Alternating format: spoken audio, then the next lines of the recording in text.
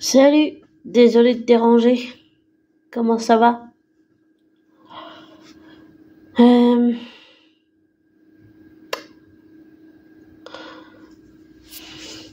Désolé si je trouve pas mes mots.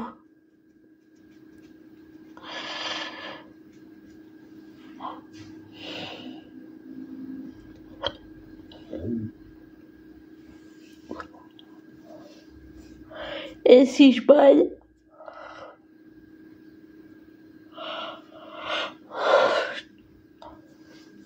Pardon. Enfin. Désolé de pas avoir fait d'audio pour Halloween, mais...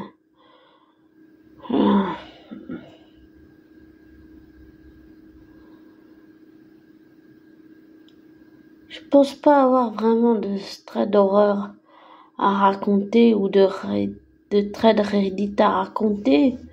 Parce que j'en ai plutôt écouté beaucoup. J'ai écouté Haken, Cam Makeup, Léo, ou je sais pas comment on prononce avec un W, c'est L-E-O-U, Léo ou Léo, je sais pas comment on prononce le nom, désolé. J'ai écouté ces personnes et puis j'avais juste envie de me faire peur, voilà.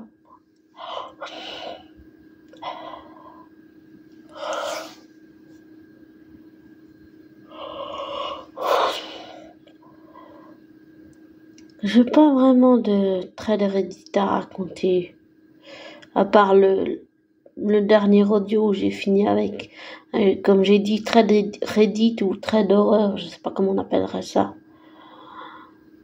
Mais par contre, je pourrais peut-être parler, je sais pas si c'est un trait de Reddit ou un trait d'horreur, mais c'est aussi une expérience que j'ai vécue. C'était quand je vivais encore chez mes parents adoptifs. En fait, mais je l'ai peut-être déjà raconté, je sais pas.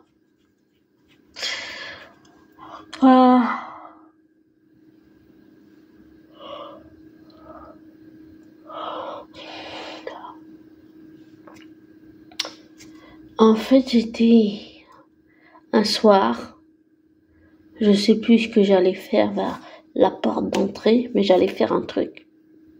Ou peut-être je sortais des toilettes. Et à travers la porte, j'ai vu deux grands yeux, mais rouges, vraiment rouges, qui me regardaient. Et en une fraction de seconde, tout s'est fait par télépathie. Mais il n'y avait pas de, comment on pourrait dire, de quelque chose de pas sympa, genre quelqu'un qui ne veut pas de bonnes intentions. Non, c'était tout le contraire. Et c'était beau, c'était un peu comme je dirais, à La Belle et la Bête. C'était un peu comme la légende La Belle et la Bête d'une certaine façon. En fait, tout s'est fait par télépathie et je ressentais, à ce dogman, je ressentais toute sa peine, toute sa souffrance, je ressentais tout ce qu'il vivait et j'étais tellement triste pour lui, tellement. Et je pense que je m'en suis pas rendu compte, mais peut-être que je voulais ouvrir la porte, mais je l'ai pas fait finalement, donc voilà. Mais j'étais tellement triste pour lui. Et on a échangé comme ça, par télépathie, et tout s'est fait dans la douceur, le calme, le respect de l'autre. C'était pas comme beaucoup ont eu une expérience négative, c'était une expérience positive, il n'y avait pas d'agression, il n'y avait rien, il y avait juste un échange, un partage. Et puis ça en est resté là. C'est, si on peut dire, je puis dire, la seule expérience que j'ai vécue avec un dogman à travers une porte d'entrée, ouais.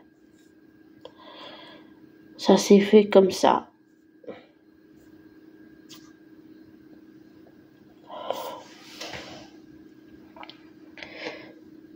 Oh, il est mignon.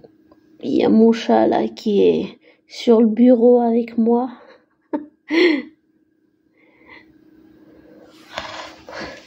Si je peux un peu soulever l'écran. Voilà. Mon chat. Mon petit amour. Et bien sûr, le verre d'eau.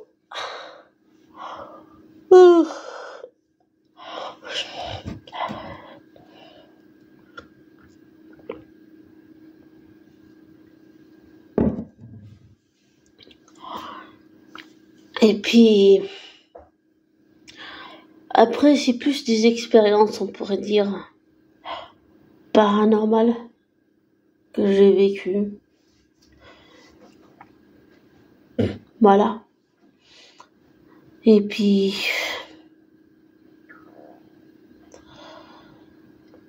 j'ai pas grand chose à dire, non. Juste te remercier d'être là, mais j'ai envie de dire plutôt désabonne-toi, voilà. Et puis j'allais dire, si on part dans le YouTube, je pense qu'il faut arrêter de dire aux gens abonne-toi, like et tout ça. C'est de la programmation. Faut pas faire ça. Je préfère dire aux gens désabonne-toi, ne crois pas ce que je te dis, ne te laisse pas influencer par moi et fais tes recherches, tes vérifications et tire-en tes conclusions. Et ça, c'est peut-être une programmation à se méfier de moi, mais je préfère ça pour être sûr que la personne ou l'abonné a son libre arbitre et pas que ils boivent toutes mes paroles. Ça, il en est hors de question. Il faut que la personne puisse savoir se faire sa propre idée sans prendre pour argent comptant ce que dit le youtubeur ou la youtubeuse et sans boire les paroles. Il faut que la personne puisse se faire sa propre idée. Voilà. Et on va arriver à un moment un peu, j'ai envie de dire triste. J'avais pas vraiment prévu de faire cet audio, enfin si, mais je savais pas vraiment quoi parler, mais les choses ont l'air de venir naturellement. Et je voudrais avoir une pensée très forte pour une youtubeuse que j'apprécie beaucoup. Sa chaîne s'appelle le Gossip Gloss. Et elle était, elle était parce que le personne en question est décédée. Pas elle, pas la youtubeuse, mais la personne qu'elle admirait est décédée. Matthew Perry qui a interprété Chandler dans la série à succès mondial. Matthew Perry. J'ai appris qu'il était décédé. Je le connais pas dans la vraie vie, mais je sais pas pourquoi ça m'a fait quelque chose alors que ça devrait pas. Ça m'a fait quelque chose. Ouais. J'étais un peu, comme on pourrait dire, sonné. Tu te dis mais c'est pas possible. T'es dans le déni jusqu'à que tu l'acceptes. Voilà. Et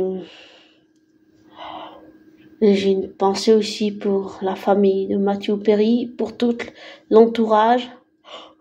Et j'en ai aussi pour Jennifer Aniston, Lisa Kudrow, David Schwimmer, Matt LeBlanc, toutes les personnes qui ont travaillé avec lui, pour ses parents, sa famille, et pour Gossip Gloss qui aimait beaucoup Matthew Perry.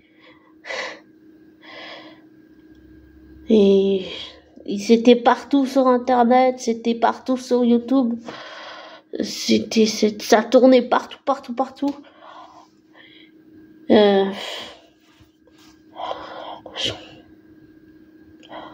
C'est une étoile qui a rejoint le ciel, j'ai envie de dire.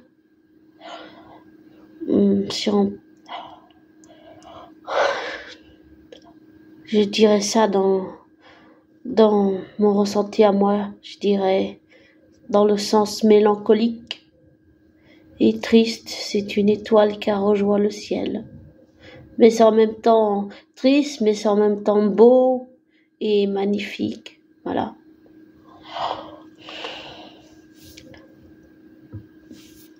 Et puis,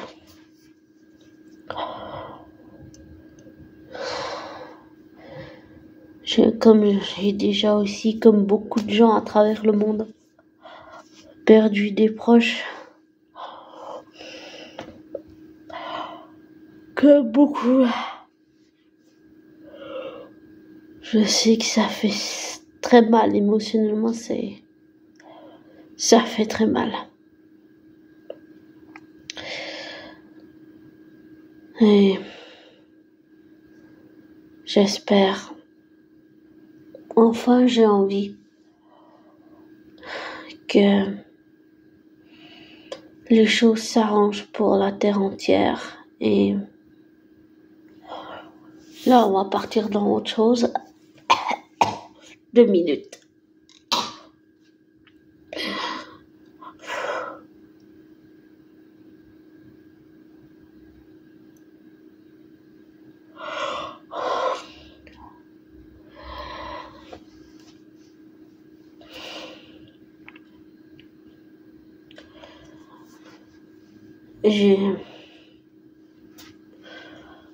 En ce moment, je me pose pas mal de questions sur moi-même. Je me dis, est-ce que si je dis ça, c'est pas pour manipuler? Est-ce que je suis carrément une perverse narcissique? Je me pose plein de questions. Je me demande si dire moi je, c'est pas narcissique. Me pose en ce moment, je suis plutôt dans beaucoup la remise en question, le raisonnement depuis 2018, ça n'a pas arrêté. C'est fatigant, c'est usant, mais bon. La vie en général, elle s'arrange pour te forcer à faire ce que tu ne veux pas faire. Elle va te forcer à aller voir à l'intérieur de toi, non à l'extérieur de toi. Ouais. Donc voilà. Et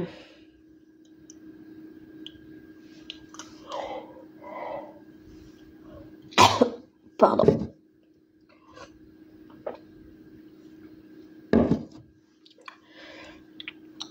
Et concernant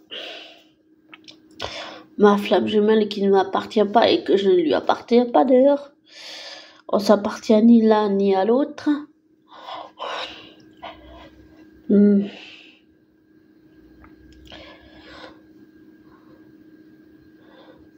Je sens toujours ce lien qui persiste. Et je sens aussi en même temps les vibrations de la terre et je sens que plus la terre monte en énergie vibratoire, plus je vomis des énergies négatives. C'est comme si, comment on va dire, c'est comme si ça sort de toi en fait, pour ne pas y revenir.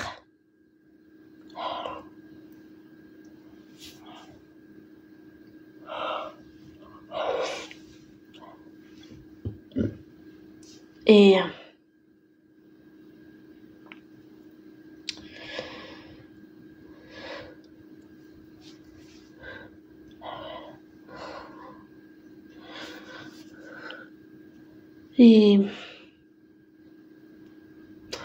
désolée si je trouve pas les mots, mais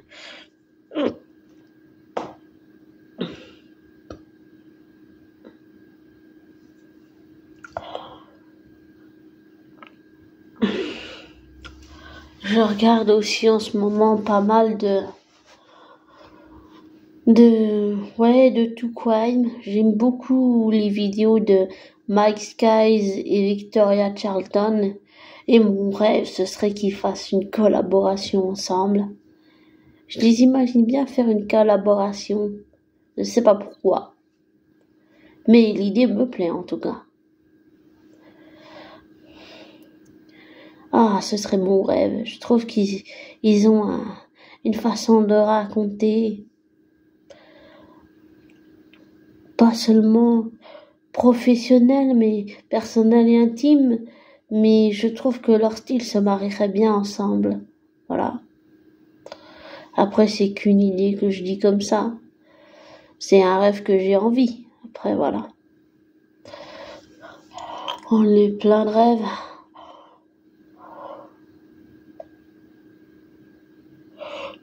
Avec ma psy, je parle aussi beaucoup. On a parlé beaucoup de choses, de sujets irritants, et on a aussi parlé pas mal, j'ai envie de dire, de la mort. On a parlé des médicaments que je prends, le fait que la Croix-Rouge vient tous les jours, des douches, et de toutes ces choses irritantes. Et puis on a parlé aussi beaucoup de la culpabilité, beaucoup de blessures. En ce moment, je sens que les blessures, ça y va, ça monte et ça ne fait que venir, c'est-à-dire que ça ne sert à rien de le mettre sous le tapis. De toute façon, la blessure, elle t'expose à la gueule. Alors après, la seule solution qui te reste, c'est y faire face, pas la fuir. Plus tu vas fuir ou plus tu vas enfuir ta blessure ou tes blessures, plus elles vont t'exposer à la tronche. C'est-à-dire que un événement va réactiver la blessure. Voilà. Et concernant ce que j'avais parlé aussi une autre fois dans un autre audio,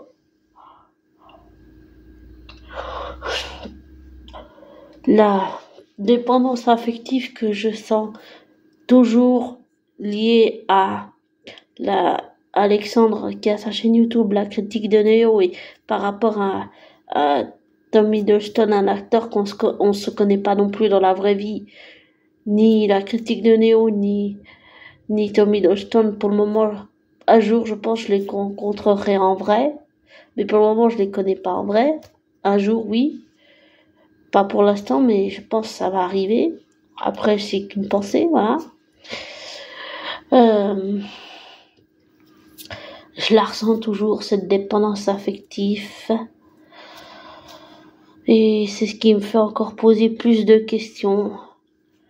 Où se situe la frontière entre la dépendance affective et pouvoir en sortir et en guérir, et la blessure qui est liée à ça.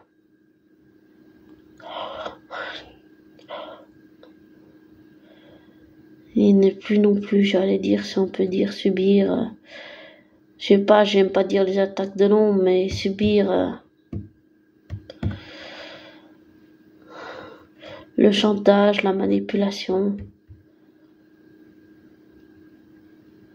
Parce qu'on vit dans un monde comme ça. Enfin, après, on a chacun une perception différente. La perception que j'en ai, c'est que j'ai appris que les gens t'aiment à condition que tu correspondes à ce que eux veulent, donc tes parents, et qu'ils t'aiment pas sinon. Ou qu'ils vont t'aimer si tu perds du poids, mais ils t'aimeront pas autrement. Ils t'aimeront que quand tu es mince. Et puis voilà. Ça, c'est ce que j'ai appris après, c'est que un ressenti, c'est que ce que j'ai appris de mon expérience, c'est pas la même chose pour tout le monde. On a tous des expériences différentes. Et puis aussi le fait que je ne m'accepte pas, que je n'accepte pas le passé des autres parce que je ne m'accepte pas, que je me hais au plus profond de mon être et que je suis en désaccord avec moi-même. Et qu'est-ce qui fait ça? Qu'est-ce qui fait ça? Est-ce que c'est seulement moi, Sophie, ou Sophie Rockland, ou Rock Étincelle, ou alors est-ce que c'est aussi une part des ancêtres biologiques ou adoptifs? Là, je parle pas même pas de se trouver des excuses pour ne pas assumer ses responsabilités. Je parle qu'on porte aussi des choses ancestrales, intragénérationnelles et transgénérationnelles, multidimensionnelles, tout, et de nos ancêtres, qui soient biologiques ou bien qu'on a été adoptés. Je parle que ça, tout est lié en fait. Et que, qu'est-ce qui fait ça? Comment on peut couper ce qui nous appartient pas, les choses de nos ancêtres? Comment on peut couper le lien énergétique? Comment on peut faire pour faire ça? Pour guérir. Pardon. Et très prochainement, je vais rencontrer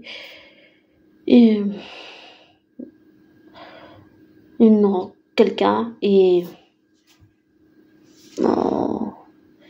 je m'interromps juste 2 minutes pour il est tellement mignon. Qu'est-ce qu'on ferait pas sur son mignon?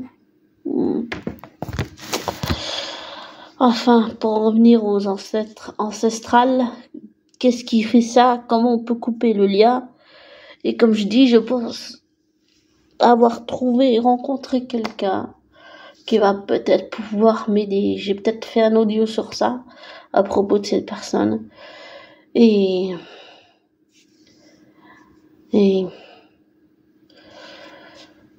je pense et j'espère, j'ai envie que les choses s'arrangent. Voilà.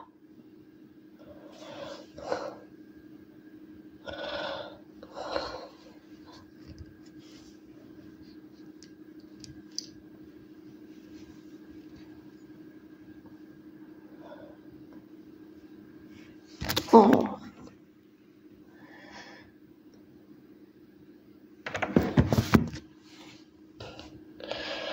Qu'est-ce qu'on ferait pas pour son chat ou son chien?